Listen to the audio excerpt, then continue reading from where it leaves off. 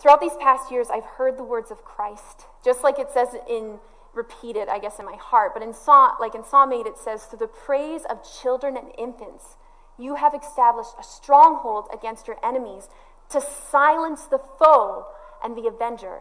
You know, those donkeys. Jesus is using little children in my life to teach me when he says in Matthew 28, I tell you the truth. Unless you change and become like little children, you will never enter the kingdom of God. Therefore, whoever humbles himself like this child is the greatest in the kingdom of heaven. I've been blessed to work with kids from pretty painful backgrounds. Since I've been home from India, I didn't even look for this job. It just fell in my lap. And they have been prophets to me of God's great love. And it's more than a babysitting job. It's childcare, but this is human life.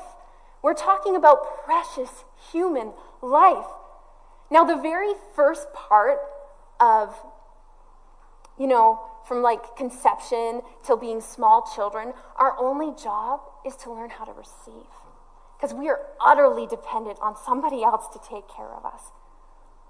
And I think of Isaiah 49:15 as I work with some of these kids, and it says, can a mother forget the baby at her breast and have no compassion on the child she has born?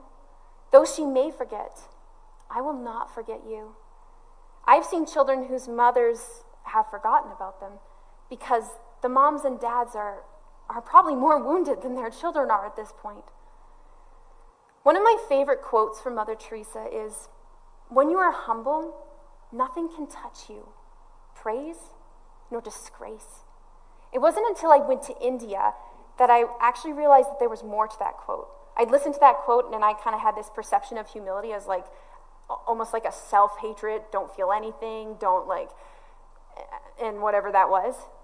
But then at the end of the quote, as it starts, when you're humble, nothing can touch you,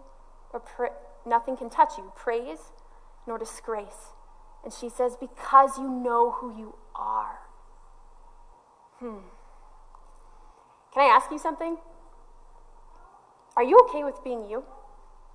Like at every stage of your life? It's hard for me to look at pictures of me when I was 13 and I was wearing Josh Aluska's pants. His mom's here. And hand-me-downs. And I'm like, what was I thinking? But think about yourself as a baby. Think of even before then. Think at the moment of your conception. You receive, as soon as those two become one, you receive your own DNA when they hit. If they have that little embryo, it's got its own unique DNA, and that's you. So a child, a baby, a preteen, a teenager, and wherever you are in these stages, whether you've been there or you're not there yet, can you think of yourself in those? A young adult, middle-aged, a senior, with or without your health, in your old age, being cared for somebody else, the way you were cared for when you were an infant, or being young and being cared for that way.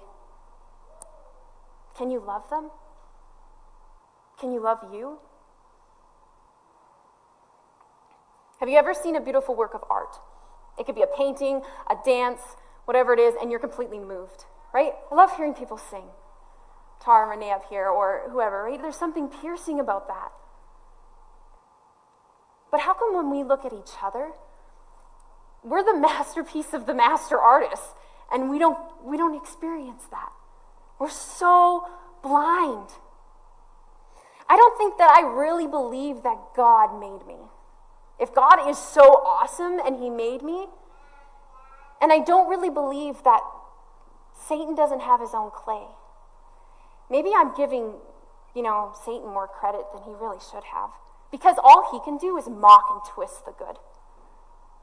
We see this obsession with maybe the human body and even a hatred out there, and we're like, people have to look a certain way or whatever it is. But still, at that point, we don't really see the full person. It's not that they're showing us too much of that person, if it's porn or whatever. They're actually not showing us enough.